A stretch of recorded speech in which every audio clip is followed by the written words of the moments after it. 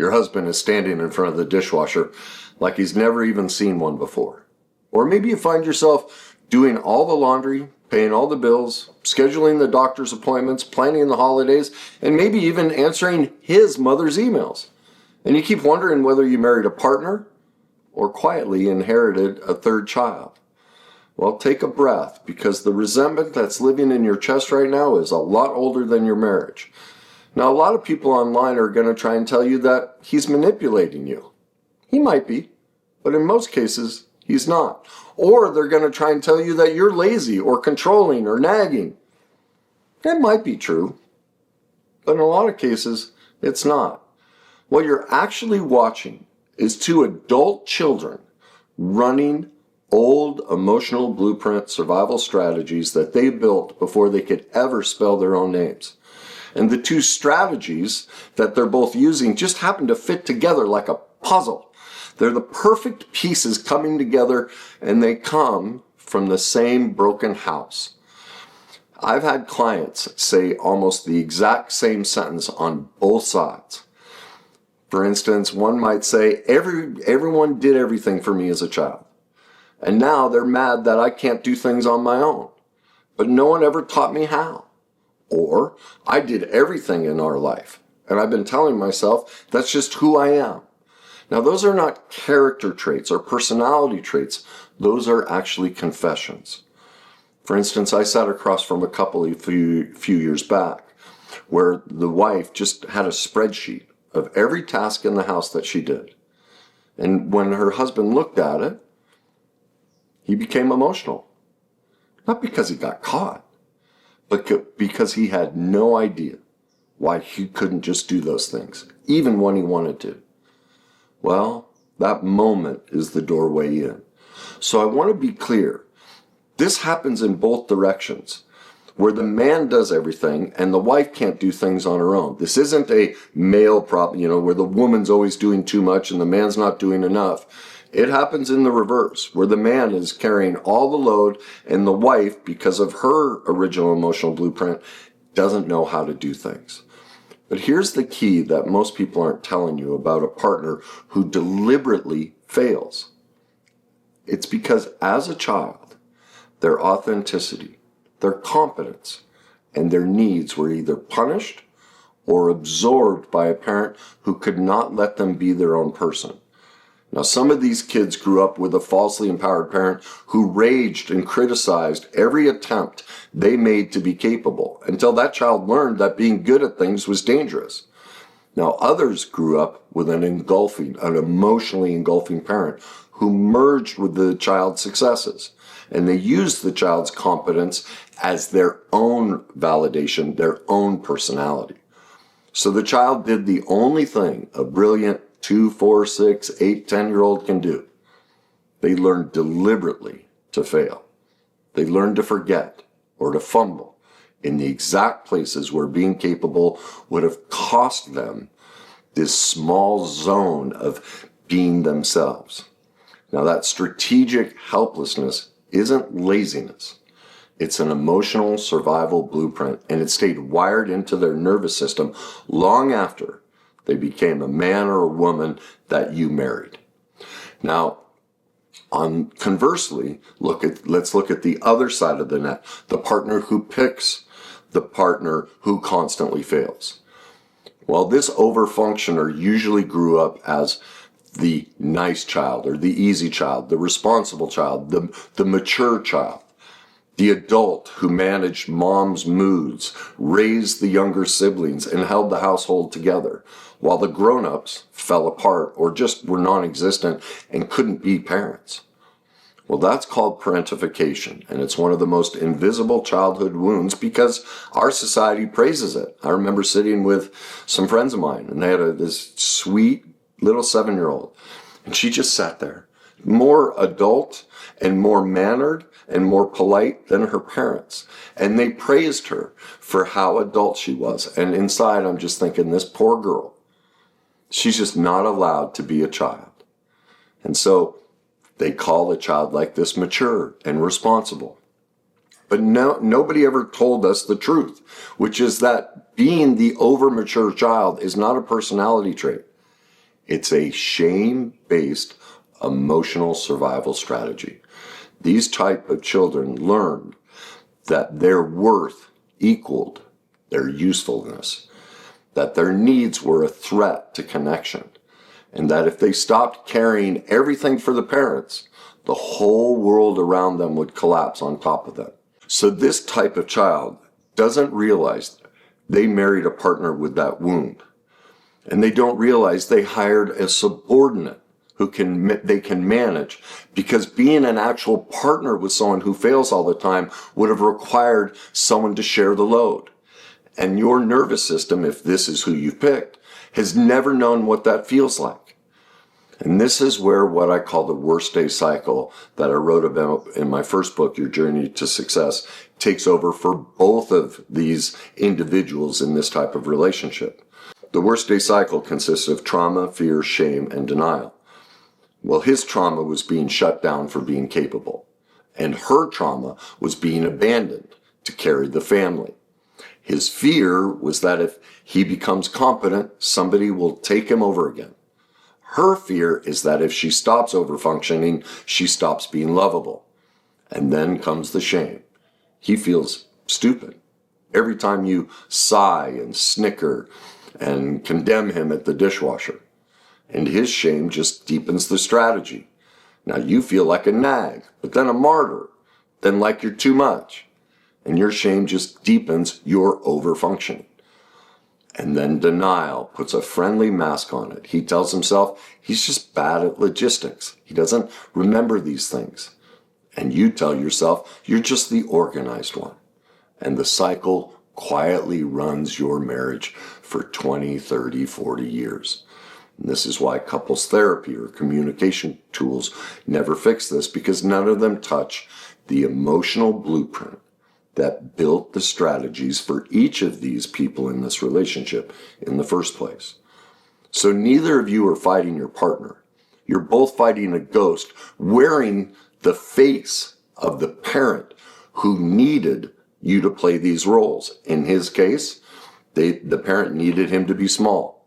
And so he's fighting a ghost wearing your parent's face, who needed you to be the adult and overmature and the one who took care of everything. So until both people, this isn't a one-sided dynamic, both people need to see that every single fight about the trash, every fight about the dishes, about who carries the mental and emotional load, is just two wounded children reenacting their childhoods on the wrong battlefield. Now, the hardest part is for the one who is the overfunctioner. And because you feel like your competence keeps him incompetent, and his incompetence keeps you competent. So the two of you are the perfect halves of each other's wounds. That's why you got together. So what does the way out actually look like? Well, inside each of you, there are three voices running right now. The first one is the hurt inner child who learned this original strategy.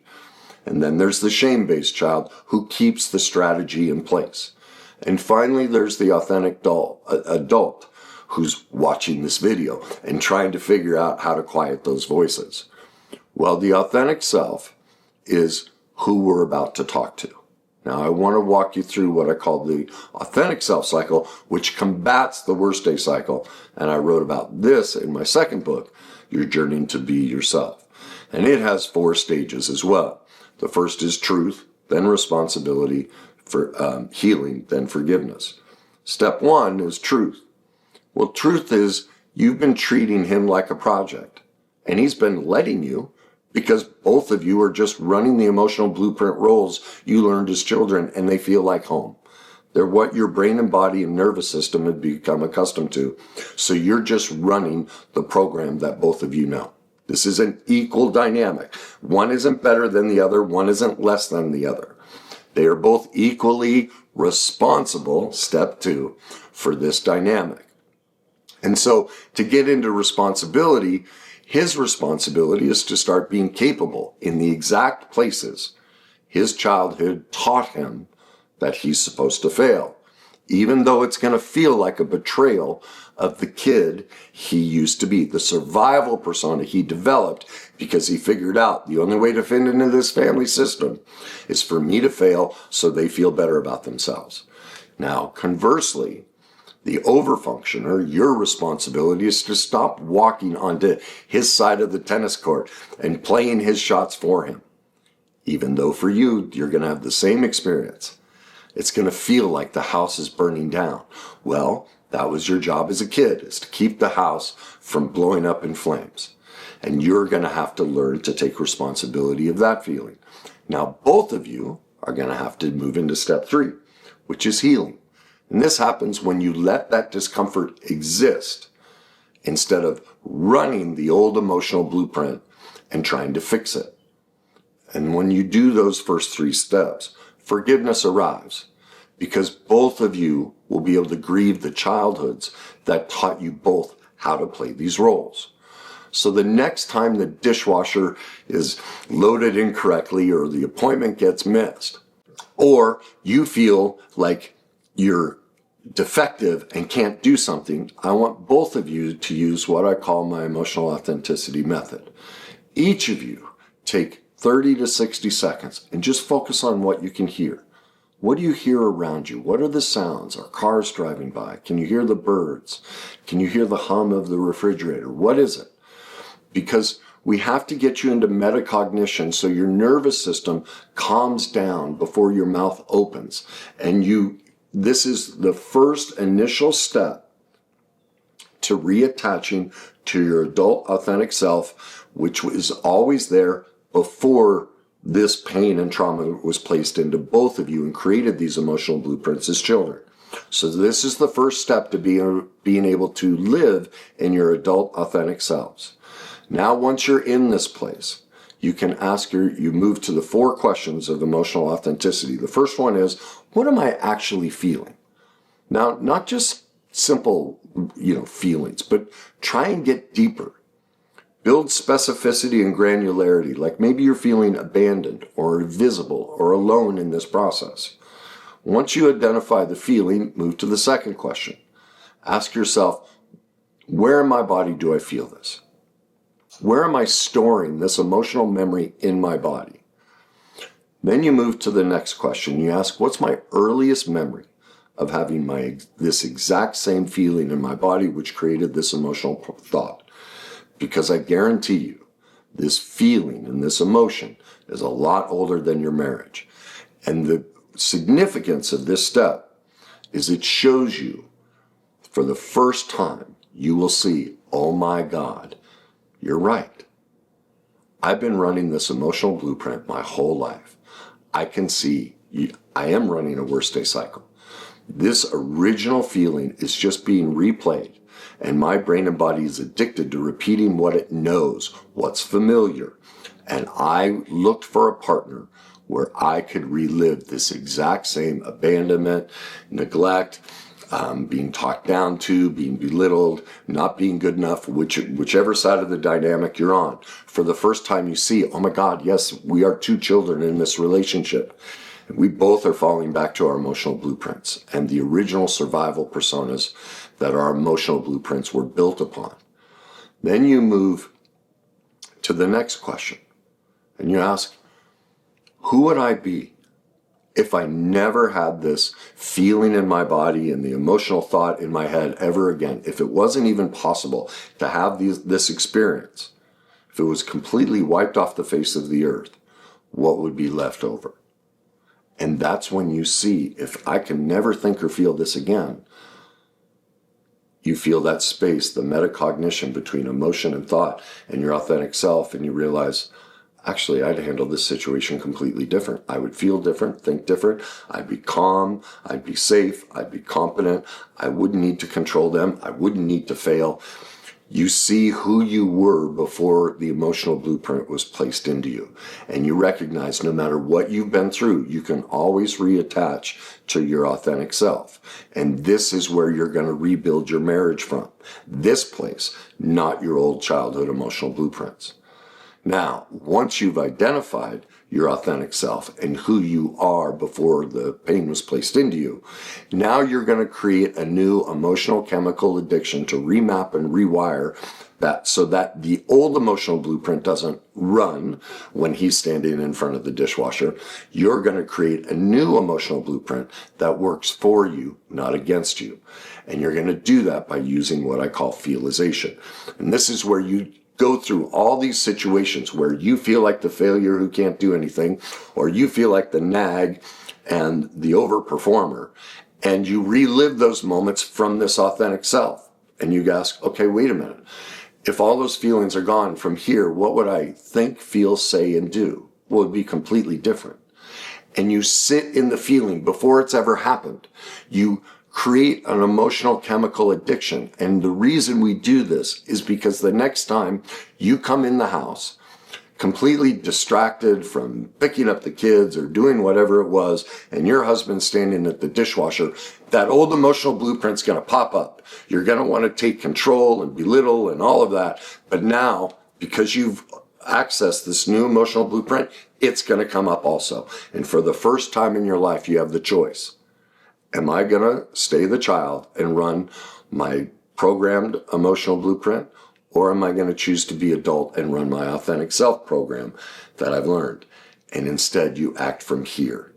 And you have a completely different response and a completely different way of dealing with the situation. Just as he would, as he sits there standing in front of the dishwasher, you walk in the door and he drops, oh my God, I'm about to get nailed. Wait a minute. I don't have to run the emotional blueprint that I'm useless and incapable and that I can't do anything. I can choose to ask questions. I can choose to gather information. I can choose to learn how to do this correctly. I can operate from my authentic self.